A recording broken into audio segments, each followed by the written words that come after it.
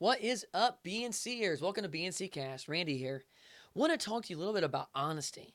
In the kids department, we've talked about honesty all month long in the month of May. And while we've had a lot of fun, we've done some pies in the faces and spraying people with water and having some really hilarious, fun skits. We have taught the kids about honesty.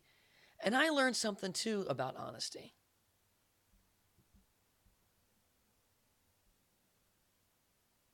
Amidst all of that fun, I asked her, amidst all that fun, I started asking myself, amidst all that fun, I started asking myself this question: am I honest with God? Sounds a little bizarre, right? But I started asking myself that: am I really honest with God? I started unpacking that question and trying to figure out what it exactly meant.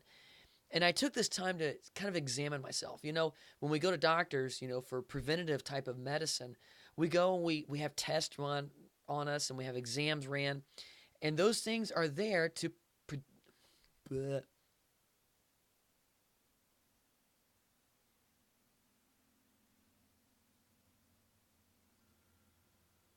amidst all the fun, it got me thinking, am I really honest with God? Not that I'm telling lies to God, but am I honest with Him? Unpacking that question ended up being a lot more than what I thought it was going to be. And it ended up being pretty awesome. I mean, I talk to Him daily, right? I tell Him everything, don't I? This is where the examination really began. And this is where the Holy Spirit started talking to me. We go to doctors for exams. We do a lot of preventative medicine when it comes to that. We check for tests and checks for cancer and check for cavities and all of that. And those things are there. Those tests and exams are there to prevent something worse from happening. Why wouldn't it also be the same in our spiritual lives? So thus begins my personal examination, or allowing the Holy Spirit to examine me and really unpack this question.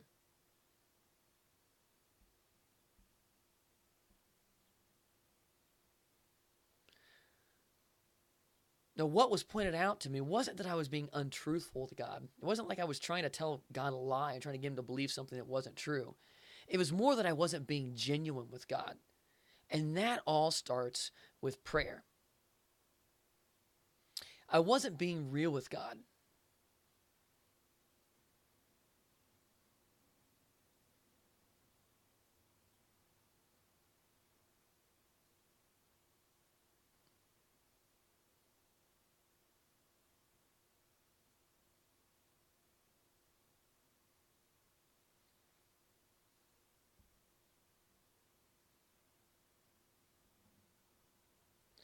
What was really pointed out to me was that I wasn't really being untruthful to God, but that I wasn't being genuine with Him. I wasn't communicating with Him like He wanted me to. No, I don't want to say that either. What was pointed out to me was not that I was being untruthful or dishonest, but it was much rather I wasn't being genuine. I wasn't being real with God. I needed to release things to Him. I needed to trust Him with a lot of the things that I was carrying, with the loads I was carrying. I needed to trust Him with those things. I needed to communicate with Him. It's almost as if I was trying to run this race with carrying all this baggage. Have you ever tried to run a 5K with carrying 10-pound dumbbells? Seems pretty stupid to me. I don't think I want to go with that part. Let's go back to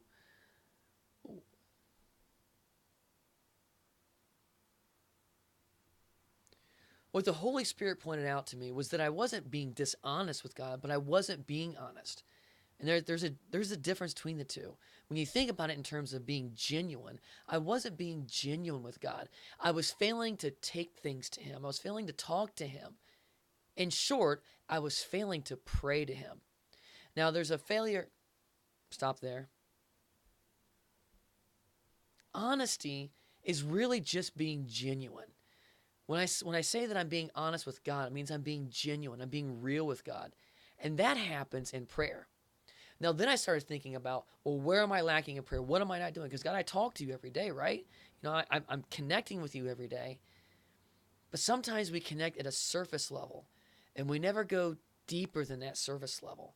And that's where God was taking me to. And so I started looking at some of the different things that prevent me from going to that level. One of them happens to be busyness. And I know I harp on you guys a lot about that. I harp on one of those things happens to be busyness. We're all so busy, and we don't take the time to spend with him in prayer. We don't take the real time. That's where we stay on that surface where we're not really connecting at a deeper level. To connect on that deeper level, it requires a sacrifice. It requires time. It requires us disconnecting from that busyness and really connecting with God. So number one was busyness. The second thing was my priorities. An imbalanced set of priorities can cause you all kinds of headaches throughout all your life. No, start that. Another one was one of the other things was imbalanced priorities. If your priorities are out of whack, it causes problems all across the board in your life, including your relationship with God. If your priorities are out of whack, you're definitely not prioritizing prayer time with Him.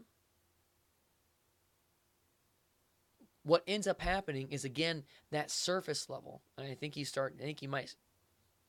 what begins happening are surface level type prayers. I think you might see a trend there and where this is going. Those surface level prayers don't contain any body. There's no meat to them. They just are on the surface. They never go deeper than that. And our priorities, when they are out of whack, cause that to happen. Imbalanced priorities prevent that deep level of prayer that we need. Imbalanced priorities prevent that deepness that we really desire. And imbalanced priorities keep us just on that surface, never going any deeper. And since we're talking about prayer, and since this whole thing is going to come down to prayer and driving it past that surface point, did you know that God desires to hear from you probably more than you need to hear from Him? No. And while we're on the subject of prayer, since this whole thing is going to be about prayer, did you know that God desires to hear from you probably more than you from Him? It's true. God is relational. I mean, the cross is more than just a get out of hell free card. The cross is to create and to bridge that gap so that you have a relationship with God. And a relationship requires communication. He desires to hear from us. I also discovered that, unbeknownst to me, I started believing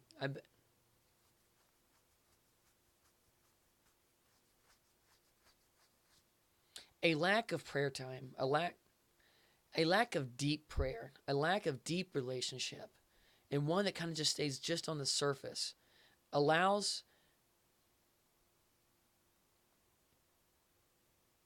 a covert and very sneaky attack. I hate the devil. He's a gross, nasty guy. But that lack of surface, that lack of deepness, but rather that surface level prayer that I kind of was that lack of deep prayer life, and that surface prayer life how do I want to say this? Dang it. I also discovered that I started believing a lie. That devil is a trick.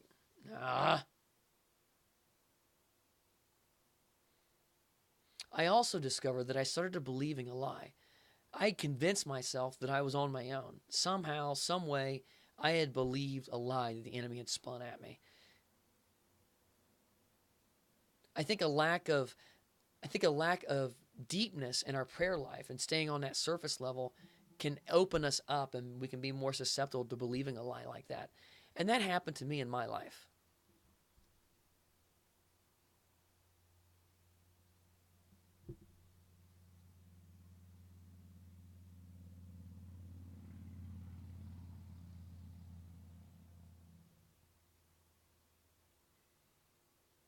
I had also discovered throughout this whole process that I had begun to believe a really gross lie from the enemy. That I was just on my own, that I was going to have to handle everything, that I was going to have to fix it, that I was going to have to be the one to make it all work. And that's just so gross, because that's totally not what God has for us. That's totally not what we're supposed to be. We're supposed to be relying on the Holy Spirit. We are supposed to be deeper than that surface level. But when we exist on that surface level, that's where we're at. It doesn't run deep enough to be able to rely on Him and trust Him and take those things to Him. We end up being a self-dependence versus a God-dependence. And that's not where we're supposed to be. The most mature believers that I know are ones that are very honest with themselves and with God about how much they depend on God. And there it was. Not being honest with how much I just really needed that deep relationship with Him.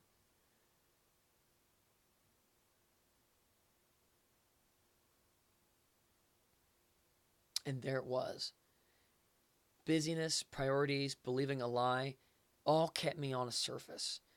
All kept me from going deeper.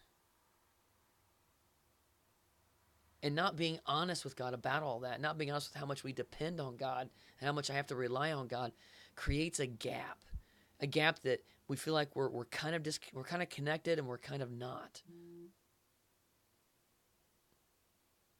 No. And not being honest with God creates a gap. And that gap prevents us from being deeper. That gap kind of keeps us languishing on the surface instead of going deeper.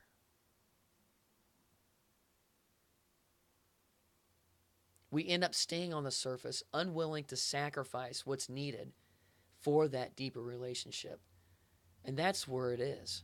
It's in that word sacrifice.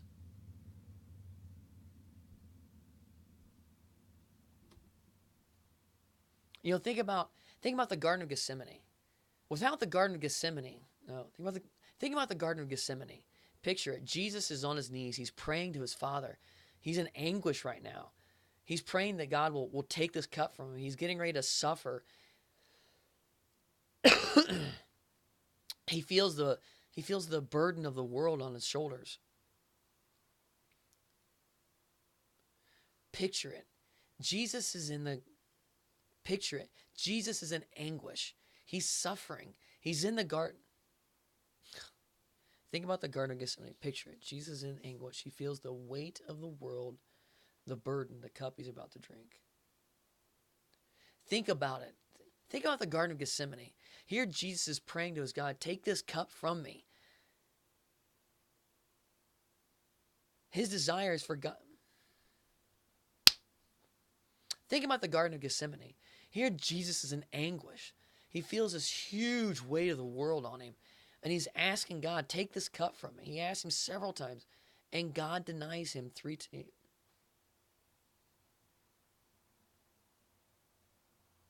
Think about the Garden of Gethsemane. Here Jesus is in anguish. He's suffering. And he goes to God in prayer. This is getting aggravating. I need to go here in a few minutes. Think about the Garden of Gethsemane. Here Jesus is in anguish. He feels this whole huge weight that's on him. And he even asks God before he takes his trek to the cross. He even asks God, take this cup from me. And God denies him that request. But what's interesting is that Jesus gets up with new resolve. He spends that time in prayer. He sacrifices that time in prayer. And he gets up with a new resolve to walk forward and take our sin upon him.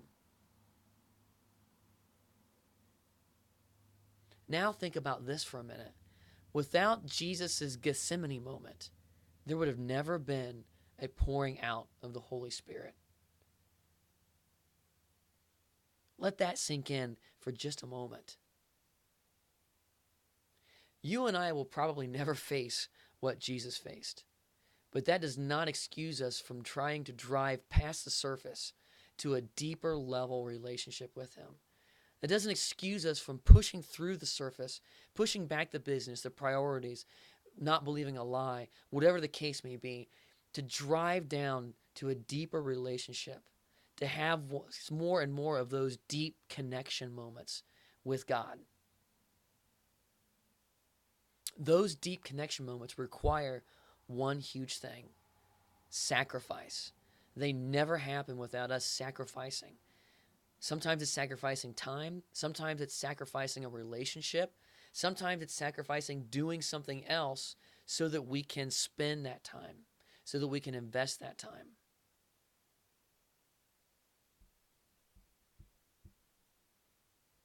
It's very interesting. There was absolutely no gap between Jesus and his Father.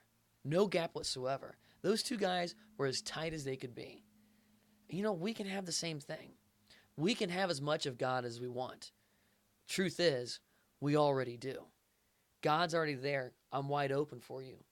It's up to us to take the step forward. It's up to us it's up to us to sacrifice, to take that step forward, to break through the surface and drive into a deeper prayer life with him. I realized after this whole time of examination that that's what I really wanted. And that's what that question drove me to. I wanted to drive past that surface. I wanted to be to the point where I was so far gone in Jesus that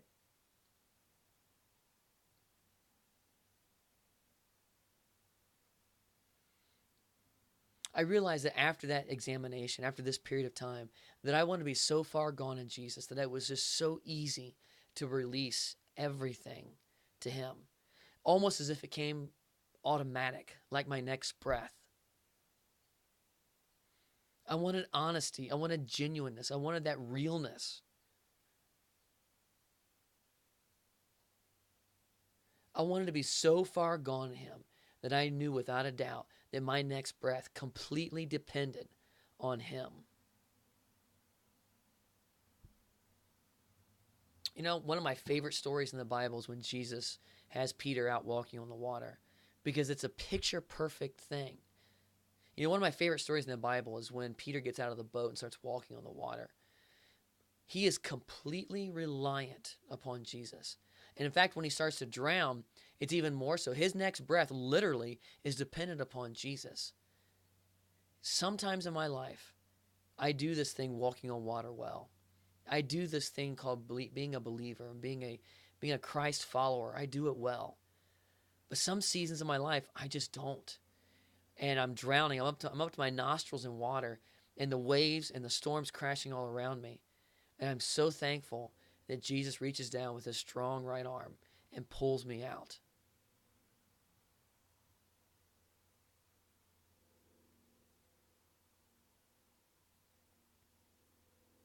You know, it's my opinion, but I think this whole diving behind, it's my opinion, but I think stop there. I think diving deeper past the surface of this type of prayer life that I'm desiring is sort of like when Peter got out of the boat and walked on the water. Peter couldn't do that on his own. There was no way that he could do that. His next breath literally depended on Jesus. You know, when he took his eyes off Jesus, what happened? He sank. He was drowning. His next breath literally depended on Jesus. And then Jesus reaches down and pulls him up. Some days, I do this thing called being a believer really well. And I equate that to walking on water. Some days my eyes are fixed on him and I'm doing things exactly how I should, and I'm diving deeper. I'm not just staying on the surface, just existing there. Other seasons of my life, I end up languishing. I end up just existing on the surface and never diving deeper. And what I end up finding is I'm up to my nostrils in water, drowning, kind of like what Peter did. I'm just thankful that Jesus still reaches down with his right arm and pulls us up.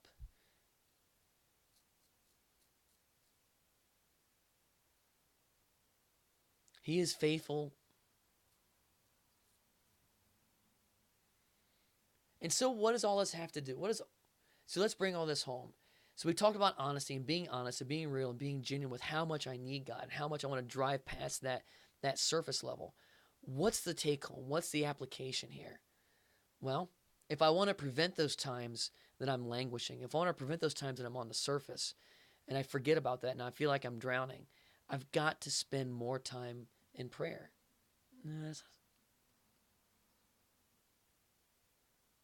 So what's the take home with all this? You know, with asking God, you know, so what's the take home with this?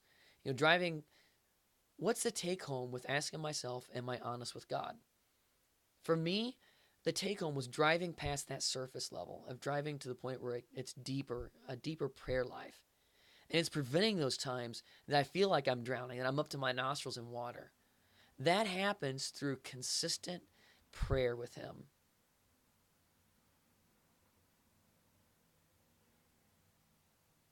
It happens preventatively through that consistent,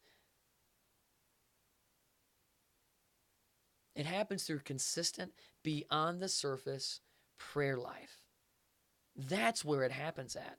That's where it prevents those drowning moments that I seem to have sometimes. It happens with an honest admittance of how much I am utterly dependent upon God for everything, including my next breath. I want to live to the point that I am so far gone in Jesus that it is so easy to release everything to him. I want to be so far gone in him that deep prayer life is like my next breath. And so that's where I'm driving home to. That's where I'm driving it to. And so that's the direction I'm taking things. I don't know about you. And so that's the direction I'm taking things. I want to drive past that surface level, to drive to a deeper relationship with him. And that's my challenge to you. It's driving past that surface. And that's my challenge to you. It requires sacrifice. Sometimes, and that's my challenge to you. And it's a challenge to me as well. It's a sacrifice. And sacrifice always costs us something. There's always something that we pay for that. And sacrifice always costs something. It's going to...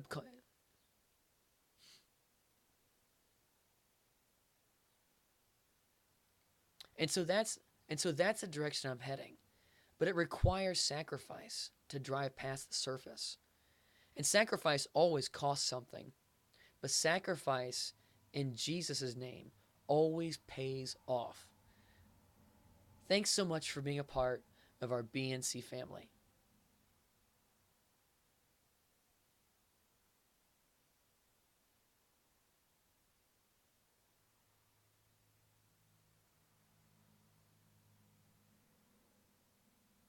I think I might redo the whole ending. So what's the take home with this? What is the... So what's the take home with this? What is it... Well, I gotta get going. So what's the take home with this? What does all this mean? Asking myself this question of am I honest with God? I think it comes down to this. It comes down to breaking through that surface level on a consistent basis. It's a preventing of the drowning moments where you feel like you're up to your nose in water and you feel like you're drowning and the waves are crashing around you and you feel like you've got to take care of all of this stuff all on your own, because that's not where we're supposed to live. We're supposed to live on the water, walking with Jesus. But to live there, it takes doing that preventatively. It takes living consistently in that deep prayer life. It doesn't happen without sacrifice. It actually requires sacrifice. That may be time. That may be doing something else. That may be a relationship.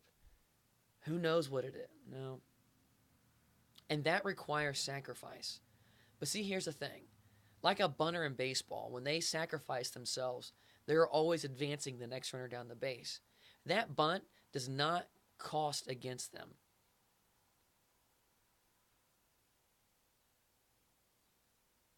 It reminds me of what a bunter does in baseball. They'll do a sacrifice bunt to advance the next player down to the next base so they can get in a better scoring position.